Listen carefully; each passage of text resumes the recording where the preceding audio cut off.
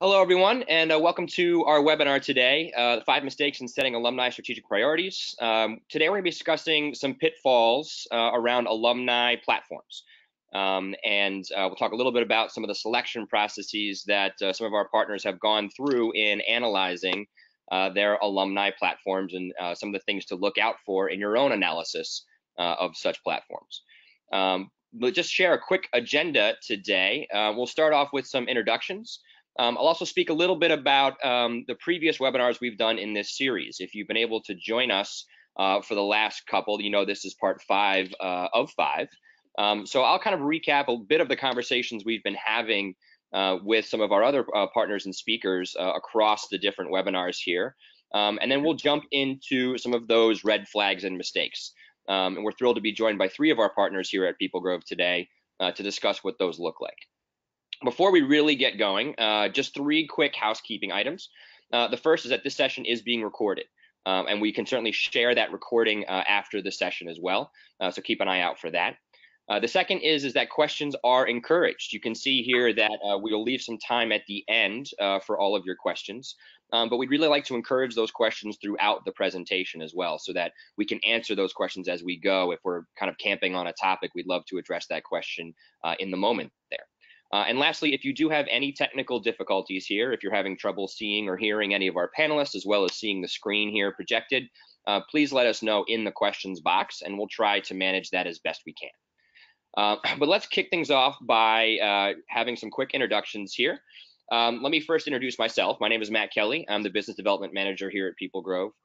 Previous to this role, I actually worked for Georgetown University in the Alumni Career Services Department. And I was responsible for the student alumni networking community that we called Hoya Gateway at Georgetown. Joined PeopleGrove in December and had the pleasure of meeting our 3 fabulous panelists at different points throughout the year. So would love them to introduce themselves very quickly here, and we'll start here with Megan. Great. Hi, I'm Megan Frisque. I am the Associate Vice President for Alumni and Parent Relations at Southwestern University. We are a small private liberal arts and sciences college in Central Texas. Jeff, we'll pass it off to you next here. Hi, everyone. Thanks for joining. My name is Jeff Minhas. I'm Executive Director for Alumni Relations at the UC Irvine Alumni Association. UCI is a large public research institution, a member of the AAU, and I am responsible for a number of alumni engagement strategies, including alumni career services, for which we don't have our own separate department. So it's a key strategy to our alumni engagement. And lastly, John. All right. Hi, I'm John Ruzek. I'm the Vice President of Engagement for the University of Minnesota Alumni Association. University of Minnesota is part of the Big Ten, and we have about 493,000 living alumni and a small but mighty team that tries to do a lot of engagement programming, and also, like Jeff, try to serve some of that career development needs for our alumni base as well. Well, we're thrilled to have all 3 of you join us today and really appreciate the time. To get us going here, I'll talk a bit about some of the topics that we've covered in the first 4 parts of our webinar series here around the giving equation. So one of the things that we're thinking about here at PeopleGrove is really what is engagement? What does engagement look like for alumni nowadays? The whole concept of the transaction between student and higher ed institution being complete upon graduation is no longer viable for many institutions and many of the partners that we work with here. And so we think about what does that value look like continually past graduation as alumni grow in their careers, go from young alumni, more experienced, all the way through retirees, frankly. And how can universities continue to provide them value across that entire life cycle? That value, of course, is measured in certain engagement aspects. How many people attend events? How many people engage on a platform? Volunteer for, a certain event or aspect or other initiative run through the association. And then finally, of course, many alumni associations and subsequently their advancement or development offices are thinking about how that engagement is leading to giving. So we talked a lot about time, talent, and treasure, an old 3 T's adage in the advancement world. We often ask alumni to give of their time, give of their talent, and then subsequently give of their treasure. And here at PeopleGrove, we're thinking about how we can flip that script a little bit and say, how can universities continue to invest their time their talent, and the resources and treasure of the institution to continue that value that leads to engagement and subsequently to giving. Our part one of our series dealt with the value. How are we identifying what the value alumni want is? We spoke with University of Kansas and CSU Fresno State about what they're doing to identify value from their alumni. And they settled on career opportunities and career assistance being the #1 thing that alumni were asking for from their institution. Subsequently, mentoring students was the second thing that alumni were asking for. So 2 very important pieces of value that they were identified through very extensive alumni surveys. We then talked a little bit about some of the engagement with Villanova and Georgetown University.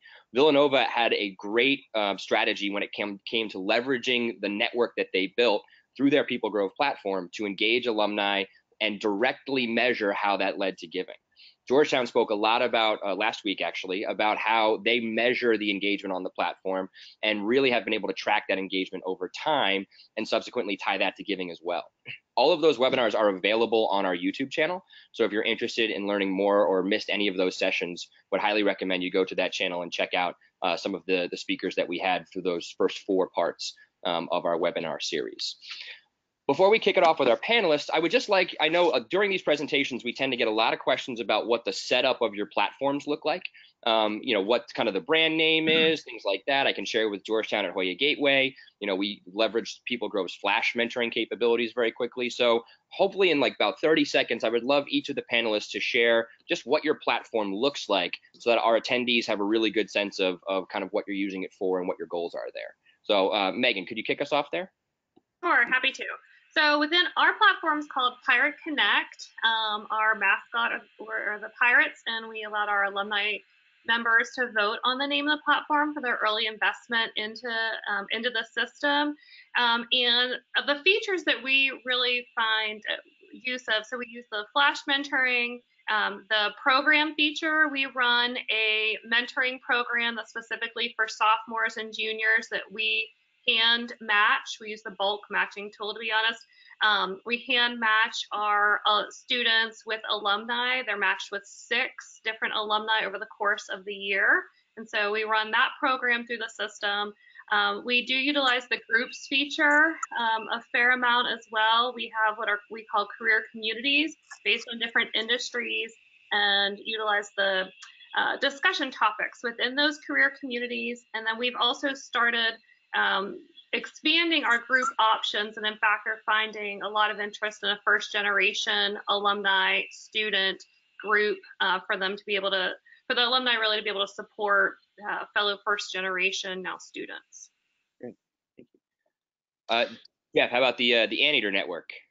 The Anteater Network. Well, at UCI, we're very proud of our mascot. We are the only anteaters of any institution around the world.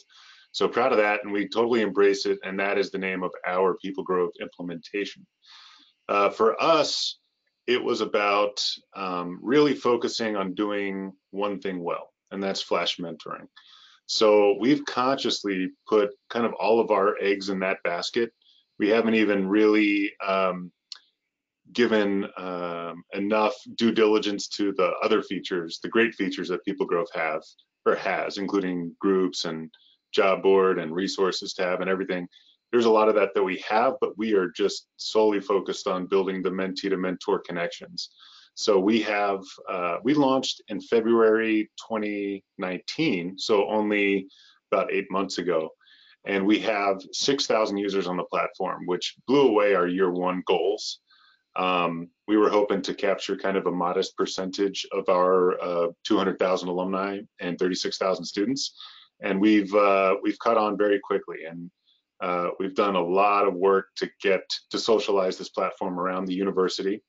We have a successful university-wide implementation, and that's very important for academic counselors to know, for peer academic advisors to know, for folks across the very large university. So it's not just an initiative on the desk of one person in the Alumni Association or the Career Center. We're trying to approach this from a systematic standpoint and focus on the killer feature, which is Flash mentoring for us. Perfect, thank you. And John, how about Minnesota? What are you leveraging there? Yeah, at Minnesota, we call our platform the Maroon and Gold Network. And much like Jeff, we were searching for a flash mentoring tool where really it would provide a self-serve option both for alumni to connect with other alumni, but then also students to connect with alumni as well. And at least as far as my priorities when we were benchmarking different platforms, both having that student to alumni aspect and then alumni to alumni aspect was important for us. And I know that can vary from institution to institution, but that's one of the nice things about the PeopleGrove platform is that, you know, you can turn on those options that you want. As far as the formal mentor programs, we didn't start off with those right away, but we now are partnering with 3 collegiate units here at the University of Minnesota. There's about 16 collegiate units across the Twin Cities campus, and about 10 or 11 of those have formal mentor programs. But just this past year, 3 of those programs decided to get on the platform with us and start managing their formal mentor programs through the tool and using the bulk matching feature as well. So we're just getting into that. We've probably only scratched the surface on groups and discussion topics, but those are the main things Minnesota uses. Awesome. Thank you all for sharing. That's very helpful here. John and Jeff, I want to start with you on this topic because you spoke a little bit about you know, some of the focus that you had on the flash mentoring capability. And in our conversations, I know that was an important kind of strategic starting point. So if you could bring us back to when you initially started the evaluation of these type of alumni platforms and some of the value you were trying to provide with these platforms, you know, talk a little bit about that focus that you had in kind of trying to hone in on that flash mentoring need. John, I was hoping maybe you could start with this topic here. Okay, sure. Well, when I was first starting, I mean, if you were in a spot like I was in, you know, the summer, fall of 2017, you're going to be bombarded and looking at a lot of different platforms. So in your role as if you're looking at platforms, you're going to have to really decide, you know, what are your superiors or what are you asking for in your tool, and can that tool actually deliver it? Because there'll be some platforms where they can do like 700 different things fairly well, but especially with PeopleGrove and the platform we were looking to use, the flash mentoring part was far and away the highest priority. And just from doing benchmarking at the time and talking with colleagues already on PeopleGrove, I felt very confident that PeopleGrove could deliver that. And so for me, it was kind of a process of elimination of just deciding what were those platforms that just had way too many features or were really unproven, and starting to kind of eliminate possibilities from there. Right. You have to really focus on what your priorities are, and you may not even know that right away. It may be something you need to kind of go introspective on, and like John said, consider what your KPIs are, what your supervisors are expecting, what your organizational priorities are, and then also realize that, you know, we're all part of institutions that already have some tools in place. Right. You likely have a database. You likely have some tool you contract with for marketing, for events, for websites, online communities. We were certainly in that boat in 2017, as John was. You don't need a solution for everything, especially in our industry, in the university space, in alumni relations, and in career services. You can really fall into a trap of getting into this muck of going from platform to platform. And we all know how long it takes to do an implementation, create data pathways, and it's not a light investment. It's not something you should jump into. So we took the approach of being very methodical and cautious about this. We did one RFP, got about 7 proposals in from all the different vendors who were just kind of coming on, and didn't really love any of them. So we scrapped it all. 6 months later, went back to the drawing board, did another RFP, and we didn't find what we were looking for until we came across PeopleGrove. And after 15 different platforms identified, we saw that they had the cleanest, simplest user interface that focused on the tool we wanted, which was flash mentoring. You know, for us, it's all about eyes on the prize.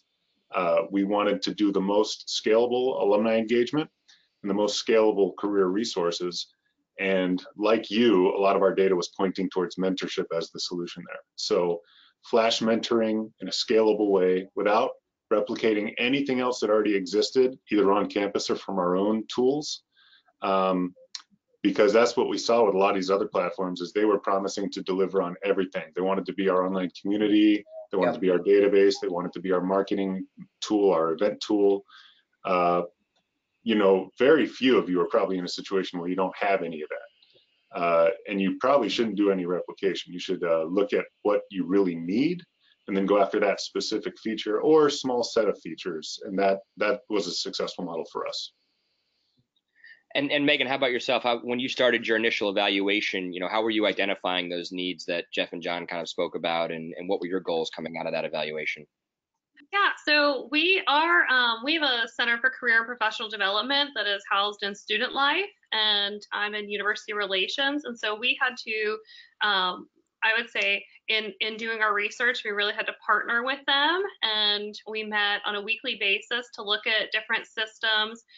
We had a colleague from what we call them CCPD, but Center for Career and Professional Development, that she did a visit to Wellesley, and that they were using the PeopleGrove product. And so that really was our first introduction into what PeopleGrove could offer, and having those conversations with the Wellesley colleagues. So for us, it was really that partnership between the two departments, really coming to our own internal negotiation of what are we looking for, what would benefit the career services, and what would benefit for our alumni population, to help identify what our goals were. And to me, it was also being able to talk to other institutions. I mean, PeopleGrove's really great in offering up, here are campus partners, here are individuals you may want to talk with. And so it allowed us to really dive a little bit deeper into how was it working for those campuses to determine if it would be the best fit for us. Yeah, John, I jotted down something that John and Megan, you both mentioned around kind of references and learning from other schools out there. And I'm curious, maybe if you both could share maybe like the number one thing that you walked away with from those conversations, Megan at Wellesley, John with any of the other partners that you might have spoken with through PeopleGrove. I would say customer service. I mean, that was what the other, when we talked with Wellesley, and that they felt as though they're being supported throughout the setup process and the facilitation. Yep, and I would definitely echo that, customer service. And then just actually talking with institutions about what they were asking PeopleGrove to deliver. Did PeopleGrove deliver it? And you know, really everyone came back with really positive remarks. You'll look at a lot of vendors, and sometimes maybe since we're talking about red flags, sometimes a red flag is when they don't list any higher ed institutions that you know, they're working with or you've never heard of, or sometimes it's really, they'll list maybe 5 or 7, but then if you start poking around, at least when I was doing benchmarking, you know, 3 years ago, you'll find out that, you know, they really weren't working with the main institution. They're working like on a beta with a career center in a certain college, which is much different than, you know, saying I'm working with the entire University of Minnesota. So that's where I would do, if I was in, you know, for people who are listening right now, if I was in their shoes doing benchmarking again, take that time to reach out to people who are using the PeopleGrove platform or other platforms and really do that due diligence, because that really helped inform me, and actually it helped me set expectations going in as we launched our platform as far as those other PeopleGrove users about what their year 1, their year 2 had been, what had been the rates of adoption. And so it just helped me, I think, more level set when we launched. Great. So one of the things that I, you know, we talk about alumni needs and alumni value here, and you know, if you were able to join us at our conference over the summer, you know, Brandon Bastide, currently of Kaplan University Partners, previously of Gallup, spoke a lot about some of the research and work done into, you know, what that he called it the cycle of supported student to successful alum, and how that's a virtuous cycle across the you know, the the division between student and alumni, and those that feel supported in their career are 2.6 times more likely to donate. So one of the things that we talked about in our conversations in advance of this discussion today was, how are you prioritizing kind of the value to alumni, and frankly identifying that. And Jeff, I'm wondering if you could start here and talk a little bit about, that flash mentoring focus that you had was so, zoned in. What was the really inspiration for kind of meeting that need and focusing on that flash connection as the core piece of it? Well, we're a relatively young institution, 54 years. It's not that young, but for our size, we are. So we have a lot of young alumni, a disproportionate number. And then we also have a lot of unengaged alumni. We didn't really grow a lot of our traditions until the last couple of decades. So when we're going out and we have alumni engagers and we have development officers who go out and meet with alumni, they come back to maybe their first event, they're looking for ways they can actually give back and not waste their time. If they like to make that gift right away, awesome. But that's not really what my office's focus is. We want to build a relationship with them. Many of them had a fantastic experience here, like many of your constituents had at your institutions, and they want to give back in a real tangible way. And the way that is helping younger generations of anteaters. So we are now providing them the easiest possible way.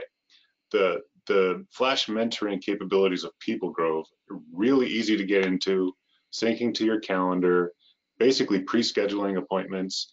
And the way the system works for mentees to reach out to mentors couldn't really be easier.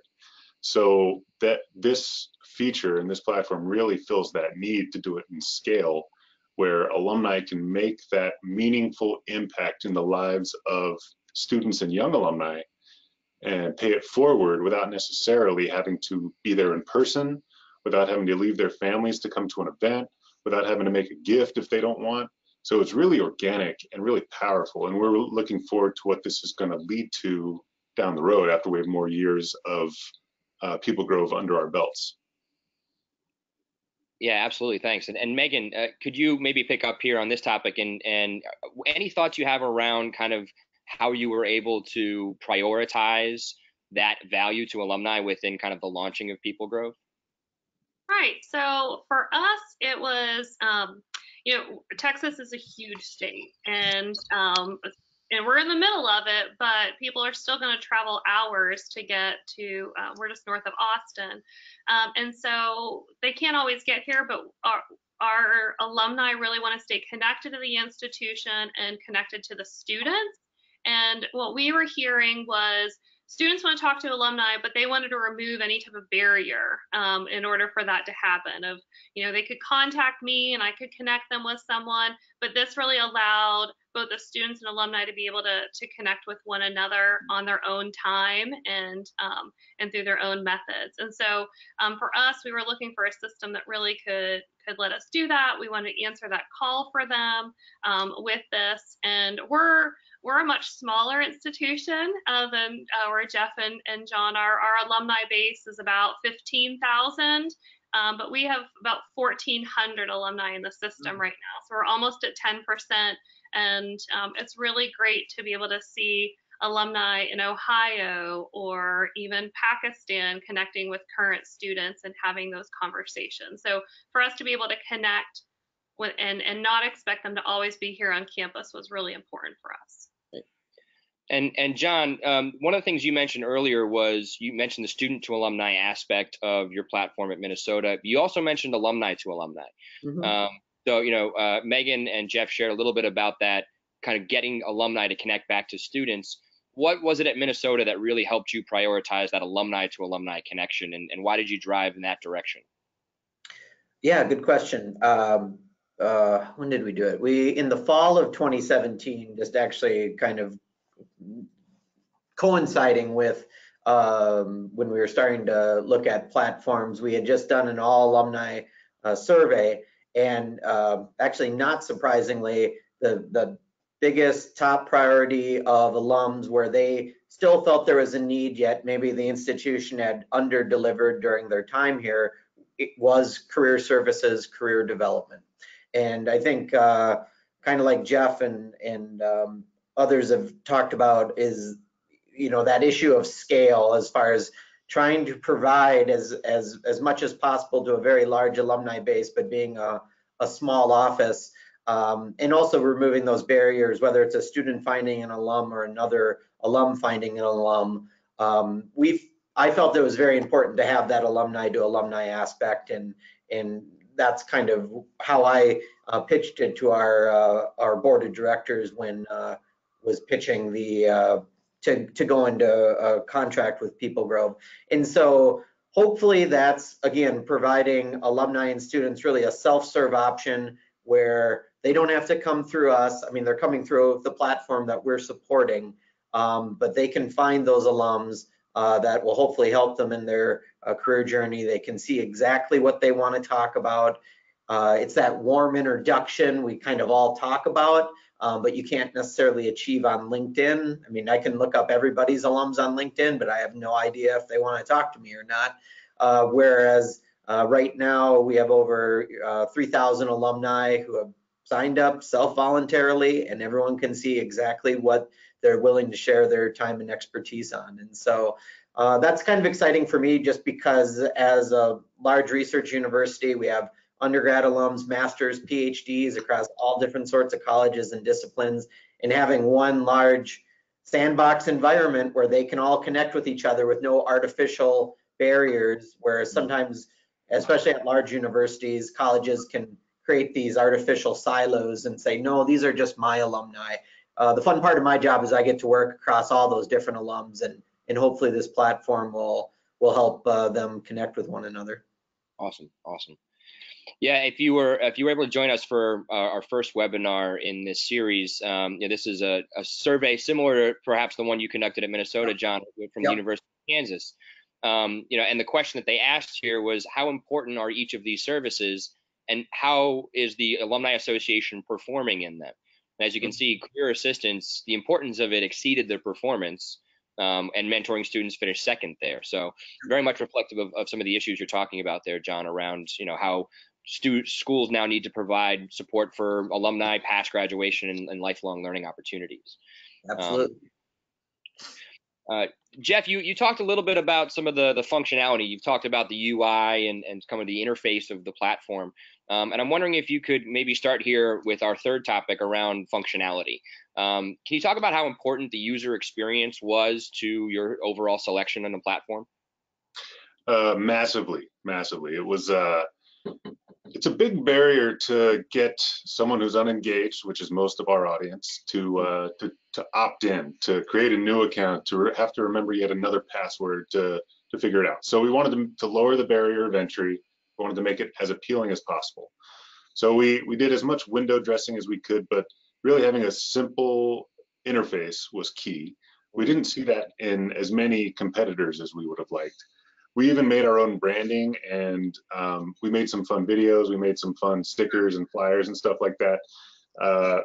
Made it cute, inviting, and simple. The user interface and experience is designed to get people in to the platform and match them with a mentor, allow them to reach out, have the text auto-populate and real-time, give real-time feedback on their messages to their mentors. That kind of blew us away, and I still haven't really seen that done effectively elsewhere.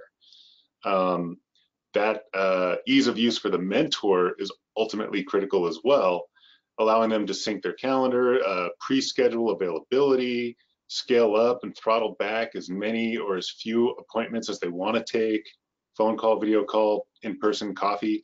It really kind of sells itself, and I'm confident when I go around and say at every alumni event and to our campus partners that this is as easy as it gets for the users, because we saw 15 other platforms, and this really is as easy as it gets. I also wanted to point out that we did not, we consciously have this as a supplement to our existing social media. Like, this is obviously not a LinkedIn replacement. That's where there's so much actual data that's valuable to all of us universities. And it's not a social network. It's really, again, focusing on that goal of flash mentoring, connecting mentees to mentors. And the interface just accomplishes that for us very well in a simple way. And Megan, maybe you could pick up there and talk a little bit about how the interface was important in your evaluation of platforms as well. Right. So we wanted a system that would be really easy for individuals to use, whether they have work on a computer all day long or they are retired and have not been on a computer for 20 years. And so, I mean, that's our alumni base. And so for us to be able to have something that they felt like they could really navigate well from their side, but also from the administrative side, that we could go in and really look at the back end of analytics. For us, we've had our mentoring program that I talked about for the sophomores and juniors longer than we've had PeopleGrove. And we wanted a system that we could just move it into whatever online software we were going to use, what platform. And part of the key piece of that for us were the analytics. And so that we could go in, make sure that the students and the alumni were really connecting with one another, that the follow-up had been happening, and being able to track those individuals' experiences by really rating how well they felt those connections were going for us. So having that back end piece for us to be able to dive in and look at that information was really important for us. And Megan, to follow up on that as well, we have a great question on the board here about monitoring to make sure the interactions are appropriate. So when you think about how that back end and administrative functionality kind of played a role in maybe your evaluation or how you're currently evaluating that today, can you talk a little bit about how you and your team are making sure things are going smoothly? Yes. So when individuals join our system, they have to sign an agreement as to what the relationship is on PeopleGrove. And we very clearly said, like, this is not a dating website. I mean, this is strictly for mentoring, professional development. And so we really hold that true. We do, especially within our program, on our end in Alumni and Parent Relations, on our program, we can look at those communications to make sure there's anything inappropriate going on. But really, we look for the students and talk to the students to make sure they're coming forward. If they feel like something is uncomfortable, that they're being upfront and telling us. We've not had that happen, and I'm very grateful. Everything's been very, very professional. Our colleagues in career and professional development are doing the same in their one-on-one appointments. So I think it's having that open communication and that agreement at the beginning, saying this is the expectation of your behavior on the site. John, anything you want to add to the functionality discussion? How did you kind of think about that when evaluating PeopleGrove initially? Yeah, probably most of the things that Jeff and Megan have mentioned, the ease of use, for us, at the time, and I think they've continued to improve the analytics feature, because I knew in the long haul, without getting too deep into it, here at the University of Minnesota, we have a alumni engagement metric that we do at the Alumni Association, and also in partnership with alumni relations officers in 16 different collegiate units. So shockingly, we're all trying to code alumni data in the same way so we can make heads or tails of it. And I knew that both the participation, the sign up to this platform is a key engagement metric, but then also the continued use as far as active users year over year is something that I wanted to be able to track and feed back into that metric, and also just be able then to make heads or tails as far as, are we growing on this platform? Are people actually using it? How are students using it after they become alumni? Because we're starting to get into that now as far as rolling over current students into alumni status. So the functionality, especially with analytics, was really, really important in being able to pull out that data, because and again, my memory is really foggy on different platforms and things like that, but there are some platforms where the analytics part was left a lot to be desired. Well, perfect transition into kind of our next topic here around some of the analytics and engagement that's collected through the dashboard. And John, both you and Megan kind of pointed out some of the things that we're working with in terms of collecting, and changing and making sure that the analytics are continue to reflect the engagement that, the PeopleGrove partners are looking for, along with some of that functionality and making sure the users are getting through workflows and getting through, certain processes within the platform to make sure that the connections that, all three of you have expressed are so important to your institutions are taking place. So Megan, I would love to start with you on this question and talk about some of the data and analytics that you've already spoken about, but would love to know a little bit about, some of the things you've learned since you've launched PeopleGrove, using some of those analytics, and then how that data is being used overall by, your team and engaging alumni. Right. So we send a fair amount of communications through our Pirate Connect platform, or PeopleGrove platform, and really looking at the data of what information are people opening, what subject lines are working. I mean, that even is transferable over to even our marketing office, sharing that data. So in any other communications that are going out. So that's been helpful for us. I think looking at the time periods of when individuals are most interested in those formal connections, even the flash mentoring and else. We last spring break, 2 weeks before spring break, sent out a bulk match for all of the students in the entire system, so that while they were on spring break, it's like, here's someone you may want to reach out to while you're on spring break. And then to be able to look to see how successful that was, I think we ended up having like a 33% response rate, which that's great. We were happy with that. So seeing that the students were really thinking about their use of the system at those key times, and we can grow from that. Like, we want to do something here during our winter break this year of, again, bulk matching all the students in the system so that when they're on that 4-week break, they can maybe make a connection that they wouldn't have elsewise. And you got my head spinning now. That's something I wish I had implemented when I was back at Georgetown running the platform. That's fantastic. John, could I ask you to pick up a little bit again around your conversation around that engagement metric or score? What kind of things are you pulling out of PeopleGrove that are going into that? Right off the top of my head, it would be the number of people who create an account. So they're taking that action. They're, whether a student or an alum, they are taking the time to fill out a profile and make it active. And once it's active and improved, we count that as engagement. And then, and it's evolving over time, but obviously with the PeopleGrove platform, you can see, as far as, it always gets tricky if people take their contacts offline, because, if they're trading emails or texts, it doesn't go through the PeopleGrove system.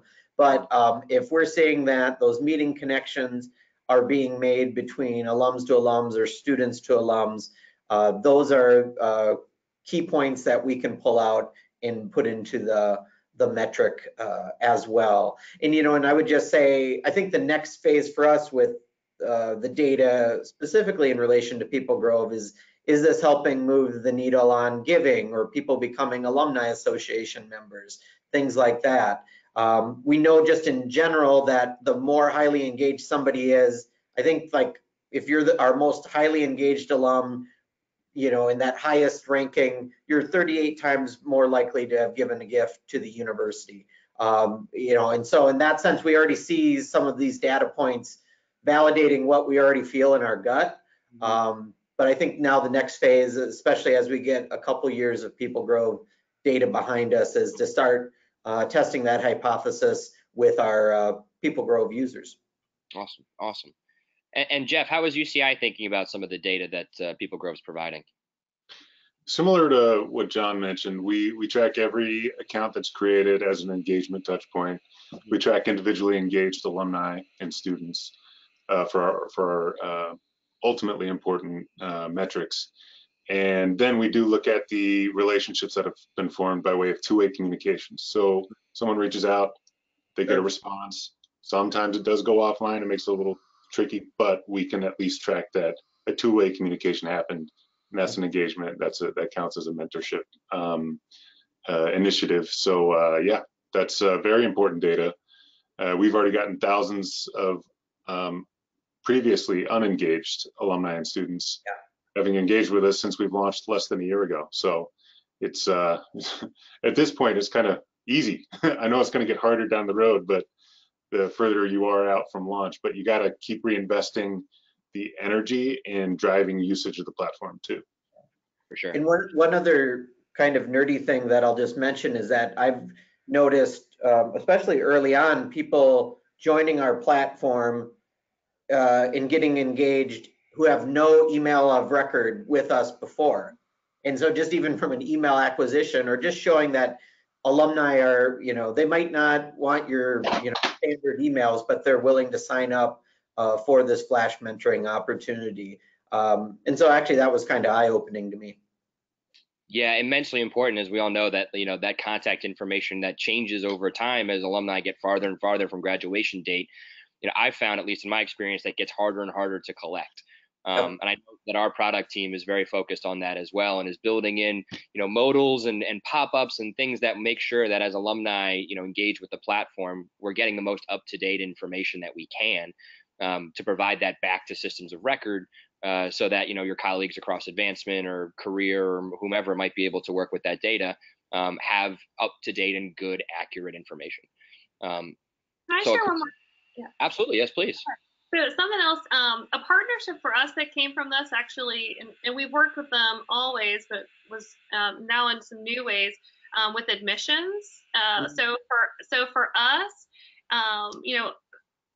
prospective students, parents of prospective students are all interested in outcomes. What happens after you attend? Sorry, my lights keep turning off. What happens after you attend Southwestern University? And so we actually took the data from Pirate Connect, and we've created a digital touchscreen board. Our marketing team created it, that's in our admission center, so that visiting families can actually look at where our alumni are, what are they doing, and it all ties back to the content that's pulling from Pirate Connect. And it's just pushing those outcomes and for students to say, oh, that could be me one day, or even to look to see if there are alumni living down their street or in their neighborhood that they didn't know went to their this institution. Yep. I'll piggyback on what Megan said, because oftentimes I'll go out to like student kind of career fairs or major exploration thing and have the laptop up with the PeopleGrove. And you can look at it kind of by individual profiles, like a LinkedIn type thing. But then when you flip it over to that map view, it's like their jaws drop, because you can literally show, here are the 3,000 alums across the United States, around the world, and so that really is powerful. So that's a little plug for the map feature as well. Yeah. Sorry to interrupt, but that was a big tool for us too, is just being able to show the engagement visually. Like, it's a tremendous that goes a long way across campus. Oh, you have mentors on 6 continents? Well, yes, we sure do. And it's just one of those things that's really easy because it comes right out of the system. We all got to unite on these Antarctica alums, so. Yeah. Yes. Gotta find someone at a research station somewhere. Yeah. I know we do. We try to get them to log in while they're down there. Yeah. Exactly. It's interesting you bring up enrollment too, because that's something that more and more of our partners have said, that showing that outcome, as Megan mentioned, is so crucial to a prospective student. And the next step in kind of where our partners are using our platform is connecting their brand ambassadors, be they current students or alumni, with that prospect to talk about what that outcome may be. And if you have followed anything in the enrollment space recently about some of the competitive changes happening, as long with some of the demographic issues that are happening now, that competition is only going to increase. So that community becomes even more valuable to that prospect. Bit of an aside, but we'll get back on topic here. The last thing that we are kind of bringing up here is kind of some of the success stories and some of the information that we've kind of seen around this data here. So if you joined us for our 3rd webinar with Villanova, our panelists today mentioned that data is going to connect to that giving outcome. Villanova's success story is a really powerful one in how they leveraged the platform to not only engage and participants in a fundraising effort, but also target those participants for specific asks. You can see, the Center for Access to Sex and Achievement, Villanova's Nova Women Lead, other things that really would hit home with these donors, and they were able to raise significant money during their day of giving, which they call 1842 Day. So would recommend going back to that webinar. That's on our YouTube channel as well if you're interested more in that story. But the last piece that I want to touch on, and this is something that all three of you have talked about in different ways throughout our conversation today, but is prioritizing partnership. So you've kind of mentioned here and there things around, some of the customer success that PeopleGrove offers, some of the work that the product team continually do to make sure that the product is up to date and intuitive and easy.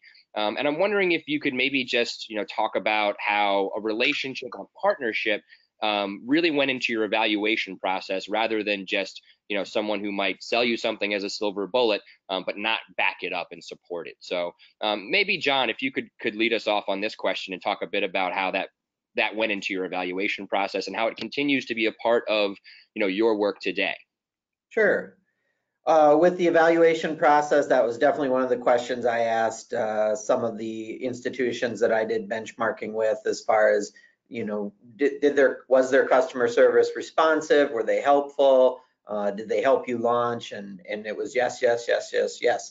I would even say, I'll own this, like, especially when I was trying to implement it, I was basically kind of doing it by myself.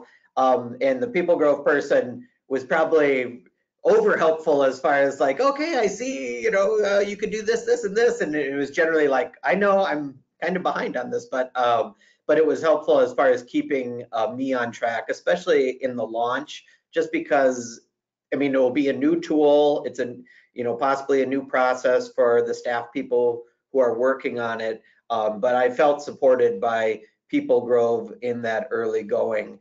I would just say, especially for those of you evaluating a platform, just be sure to tell your higher ups that you do need human staff working on this. It's, you just don't have a platform and turn on a light switch and it automatically does everything by itself. There has to be, talented individuals like Jeff and Megan behind the scenes making it run too. And so that's just my little pitch, as far as especially making sure that your administrators understand the need for staff support as you launch your platform. I'd like to add to that. The PeopleGrove assigns a representative to do frequent check-ins with all of the clients. We have a quarterly business review. Sometimes it's in person, where they come and actually push us on our goals. Sometimes you onboard a vendor, you roll something out, and then you don't really invest as much in it anymore. But PeopleGrove has been great about pushing us and making sure we are aggressive but realistic with our goals. And it's not for anyone's benefit but our own, because they want us to be successful. And I definitely feel that coming across. The PeopleGrove Innovators Conference is a great gathering of resources, people to talk to.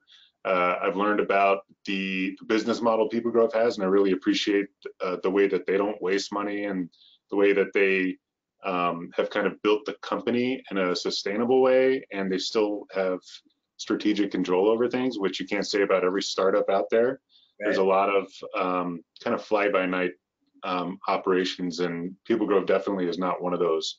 So the transparency, the trust that they've built by supporting us has gone a long way. So they've really made us feel like we made the right choice after looking at 15 different platforms, and I can still say that today. So I feel relieved, to be honest.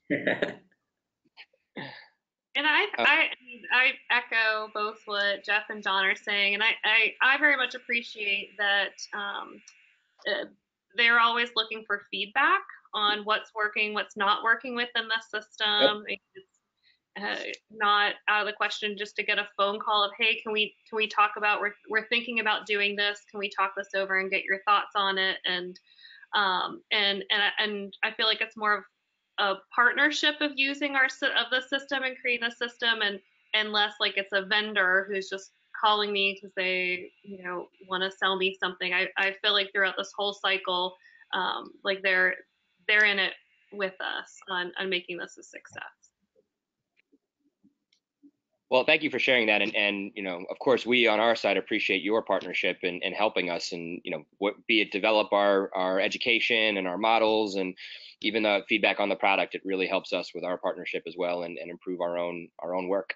And so, you know, we want to thank you for your partnership as well. And you know, I will take a pause here. We are just about toward the end of our time together, and I want to take a look at the questions box. It doesn't look like we have anything new up there, so I think that means we've answered everything, and we did a great job today. So I think what we'll do here is maybe give you 10 minutes back in your hour.